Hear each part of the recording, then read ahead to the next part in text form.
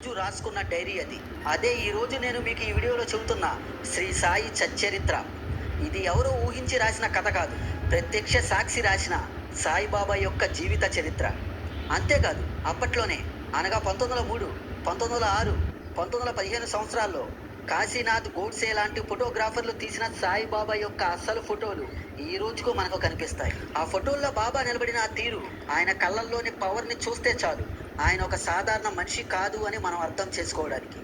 ఈ భూమి మీద పుట్టిన ప్రతి జీవి ఏదో ఒక రోజు ఆ మట్టిలో కలిసిపోవాల్సిందే.